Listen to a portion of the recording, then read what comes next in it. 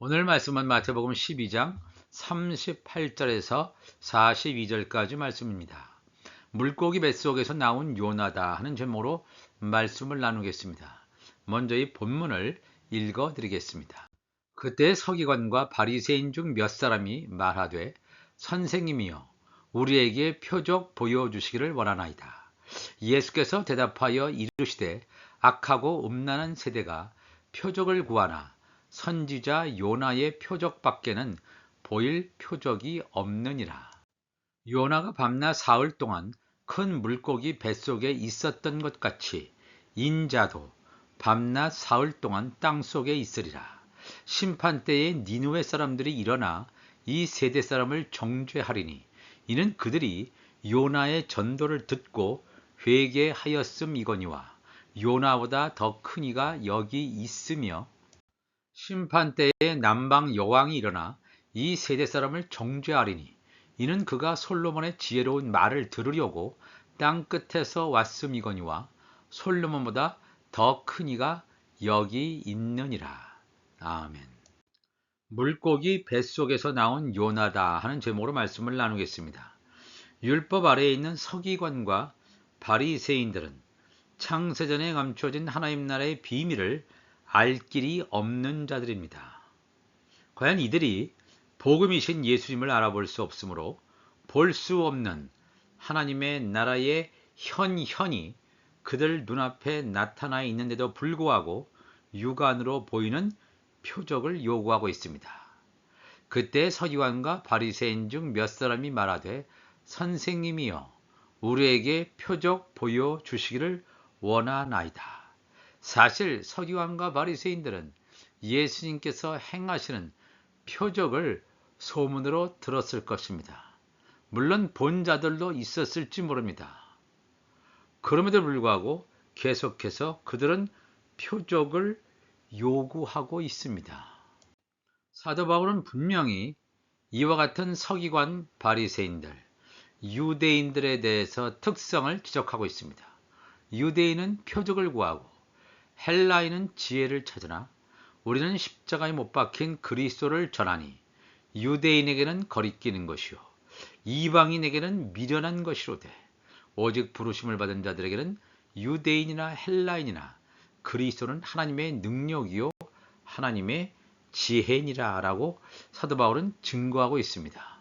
유대인들, 율법 아래에 있는 자들은 표적을 구해요. 진짜 표적이신 예수 그리스도가 그 앞에 나타나는데 예수를 그리스도로 알아볼 수 있는 영적인 눈과 귀가 열려져 있지 않다는 것입니다. 헬라에는 수없는 지혜를 찾고 찾지만 지혜이신 예수님을 알아볼 능력이 없습니다. 우리는 십자가에 못 박힌 그리스도를 전하니 그리스도를 전할 수 있다는 것은 예수님이 하나님의 능력이요 하나님의 지혜라고 알아보는 자들 그들만이 복음을 전할 수가 있다라고 하는 것입니다. 영적인 맹인인 서기관과 바리새인들의 요구에 대해서 예수님께서는 그들의 눈앞에서 질병을 고치시는 표적이든 수많은 다른 종류의 표적을 행하시지도 않고 보여주시지도 않고 구약 선지자 요나의 물고기 뱃속에서의 사건을 증거하시고 있습니다. 마태복음 12장 39절 가보니까 예수께서 대답하여 이르시되 악하고 음란한 세대가 표적을 구하나 선지자 요나의 표적밖에는 보일 표적이 없느니라 그랬습니다. 하나님의 말씀에 닫혀 있는 자들에게는 눈에 보이는 표적이 중요할 수밖에 없을 것입니다.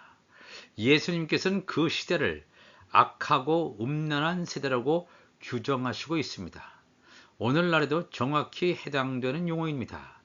오늘날에는 하루가 다르게 발전하는 AI, 즉 인공지능의 발전으로 표적을 보여주는 것이 너무나 쉬운 시대가 되었습니다. 이것이 진짜 실체인지 아니면 AI의 기술로 실현된 것인지 구분하기가 굉장히 어려운, 아니 불가능한 시대에 살고 있습니다.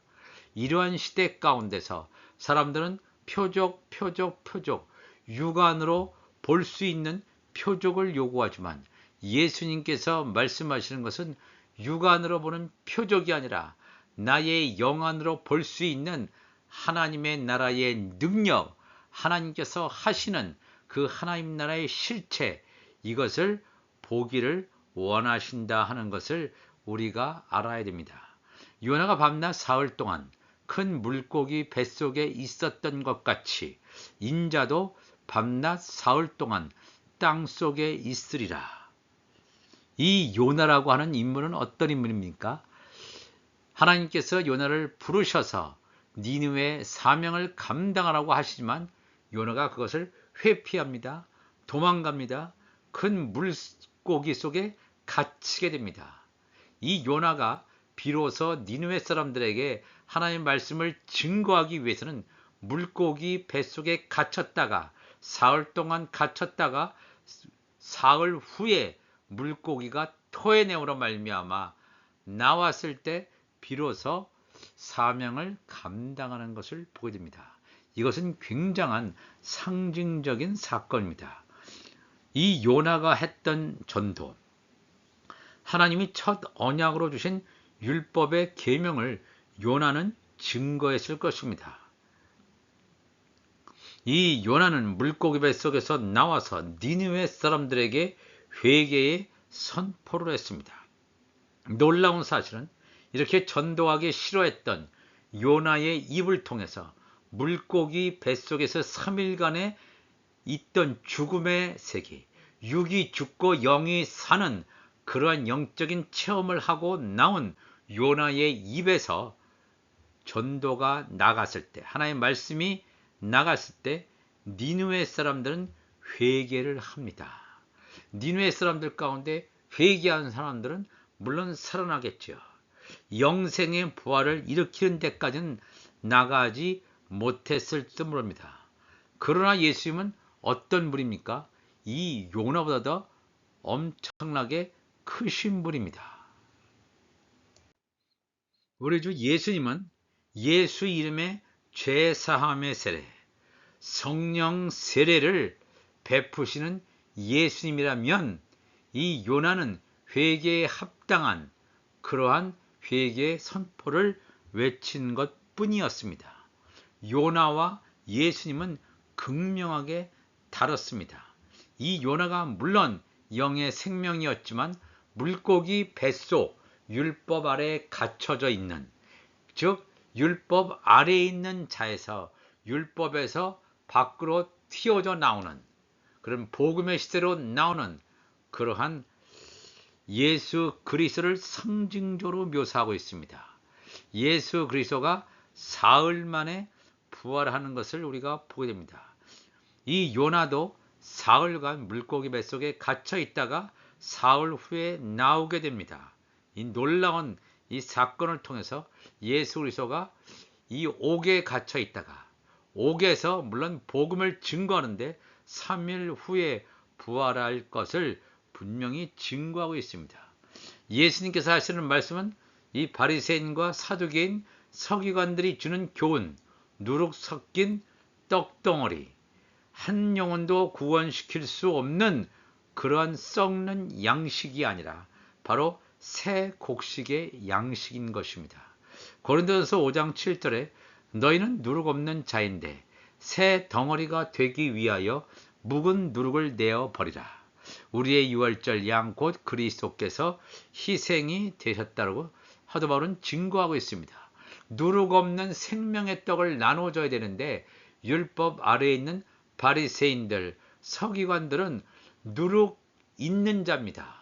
죄가 있는 자, 율법 아래에 있는 자이기 때문에 누룩 없는 떡, 생명의 떡을 나누어 줄 수가 없습니다. 예수 그리스도만이 생명의 떡을 나누어 줄 수 있다라고 하는 것입니다. 요나가 물고기 뱃속에서 3일간 있다가 그 물고기 입에서 토해져 나오죠. 이 물고기가 바로 율법 아래에 있는 자들을 비유적으로 말하고 있습니다.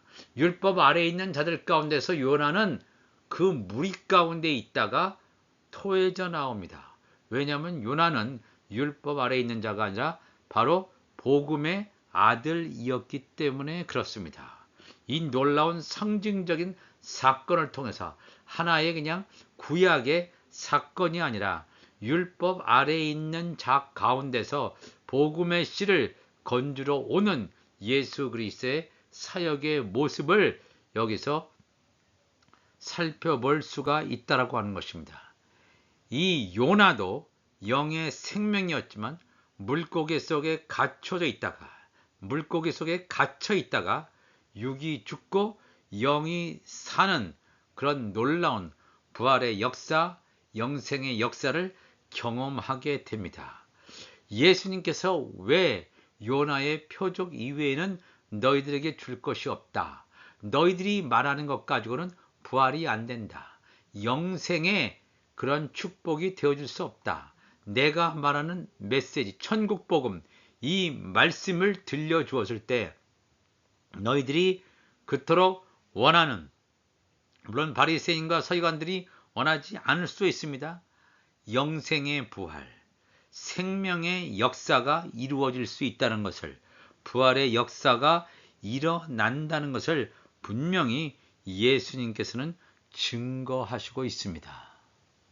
베드로전서 3장 18절에 가보니까 그리스도께서도 단번에 죄를 위하여 죽으사 의인으로서 불의한 자를 대신하셨으니 이는 우리를 하나님 앞으로 인도하려 하심이라. 육체로는 죽임을 당하시고 영으로는 살리심을 받으셨으니 그가 또한 영으로 가서 옥에 있는 영들에게 선포하셨다라고 성경은 증거하고 있습니다.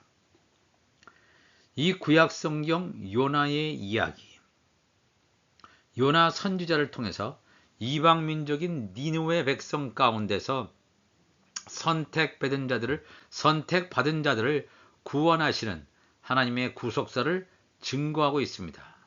하나님께서는 하나님의 뜻을 불순종하는 요나 선지자를 물고기 뱃속에 가두어서 3일간의 체험을 하게 하시고 니느웨 민족 중에 선택받은 자를 회개하게 하는 메시지를 전하게 하심으로 그들을 구원하게 하시는 하나님 나라의 구원 역사를 증거하고 있습니다.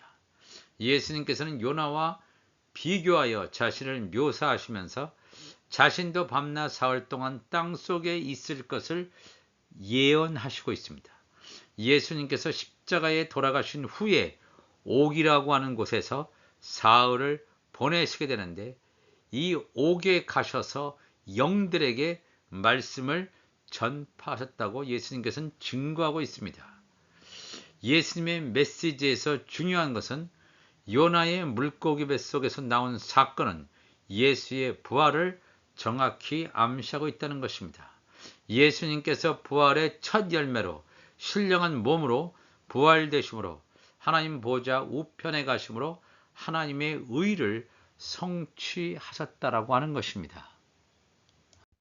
마태복음 12장 41절 가보면 심판 때에 니느웨 사람들이 일어나 이 세대 사람을 정죄하리니 이는 그들이 요나의 전도를 듣고 회개하였음이거니와 요나보다 더 큰 이가 여기 있다 그랬죠. 예수님께서 서기관과 바리새인들의 표적 요구에 대하여 요나의 이야기를 통해서 예수님의 부활 사건을 넌지시 암시하신 후에 느닷없이 갑자기 시제를 우리가 사는 시대 마지막 때 심판의 때로 건너뛰셔서 말씀을 이어가시고 있습니다. 요나의 메시지를 듣지 못했다면 니느웨 사람들 중에서 한 영혼도 구원받지 못했을 것입니다. 그들 중에 하나님의 선택받은 자들이 섞여 있으므로 하나님께서 요나를 보내셔서 회개케 하는 메시지를 전하게 하셨다는 것입니다. 묵은 곡식을 버리게 하셨다는 것입니다.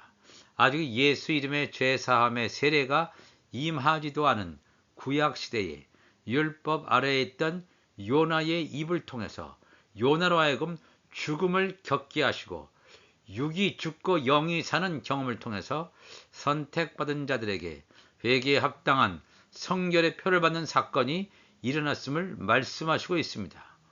요나 선지자도 하나님의 사명을 감당한 자였지만 예수 그리스도는 예수 이름의 죄사함의 세례, 그 다음에 또 성령 세례를 베푸시는 하나님이심을 증거하고 있습니다. 마태복음 12장 42절에도 심판 때에 남방 여왕이 일어나 이 세대 사람을 정죄하리니 이는 그가 솔로몬의 지혜로운 말을 들으려고 땅 끝에서 왔음이거니와 솔로몬보다 더 큰 이가 여기 있다라고 증거하고 있습니다. 요나와 예수님을 비교하신 예수님께서는 이번에는 솔로몬과 예수님 자신을 비교하고 있습니다. 에디오피아 스바 요왕은 이스라엘 왕 솔로몬이 소문에 떠돌던 엄청난 지혜의 소유자가 맞는지 직접 확인하기 위해서 솔로몬을 찾아옵니다.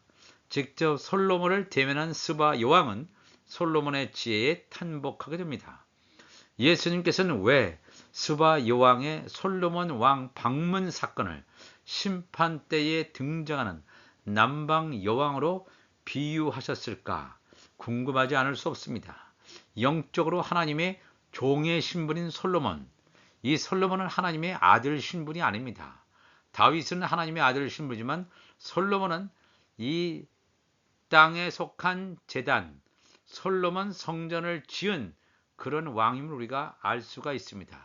하나님의 아들 신분인 다윗은 땅에 속한 제단을 짓지 않습니다. 왜냐하면 그가 하늘에 속한 제단 신분이기 때문에 그렇습니다. 영적으로 하나님의 종의 신분인 솔로몬의 지혜를 들으려고 먼 길도 마다하지 않고 왔던 스바 요왕이 있었는데 하나님의 아들인 예수님의 말씀이 직접 들려주는 현장에서 예수님을 알아보지도 못하고 있는 영적인 맹인들, 서기관, 바리새인들의 그 모습을 예수님께서는 비유적으로 말씀하시고 있습니다. 솔로몬은 땅에 속한 자들은 사람의 손으로 만든 솔로몬 성전을 지은 자이지만 바벨론의 침공으로 그 찬란했던 성전은 흔적도 없이 완전히 파괴되어 버리고 맙니다.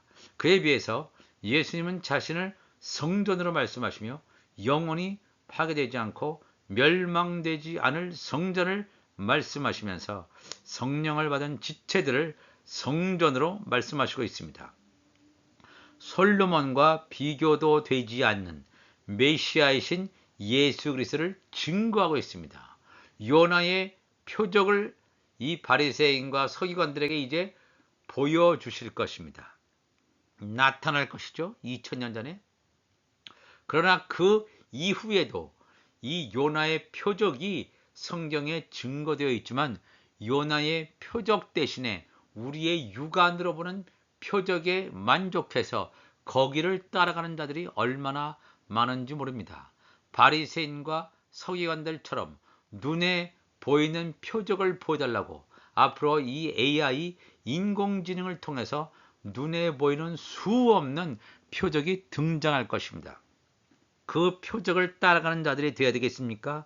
아니면 예수님께서 우리에게 주신 요나의 표적, 그 부활 사건의 생생한 표적을 우리 마음속에 새기고 우리가 이 생명의 떡을 먹음으로 말미암아 하나님의 성전으로 세워져가는 장성한 자가 되는 그 길로 나아가야 되겠습니까? 계속해서 갈라지는 때, 구별되어지는 그러한 시대에 삽니다. 예수님께서 우리에게 말씀하신 물고기 뱃속에 있다가 나온 요나의 모습처럼 육이 죽고 영이 살아서 마지막 때에 사명을 감당함으로 말미암아 요나가 외쳤을 때 니느웨 사람들이 회개했던 것처럼 우리의 입에서 성령의 검과 성령의 불이 나와서 구원받을 자, 저들이 회개의 메시지를 우리가 전함으로 말미암아 온전히 구원의 역사가 일어날 수 있는, 생명의 역사가 일어날 수 있는 우리 모두가 되시기를 주님의 이름으로 축원합니다. 다 같이 기도하시겠습니다. 하나님 아버지 감사합니다. 오늘도 귀한 하나님의 말씀을 함께 나누었습니다. 요나가 물고기 뱃속에서 나온 것처럼 예수 그리스도도 사흘 동안 이 3일에 부활하는 그런 놀라운 생명임을 예수님께서는 증거하고 있습니다. 우리의 육신이 죽어서 이제 영원한 생명의 부활로 나오게 될 시점이 가까워지는 이때에, 이 마지막 때 적그리스도와 거짓 선자들이 이미 나타나서 활동하는 이때에 온전히 말씀으로 하나님의 말씀을 붙들고 끝까지 따라가는 인내와 하나님의 사랑이 충만한 자들 되게 하여 주옵소서. 감사하며 예수님의 이름으로 기도합나이다. 아멘.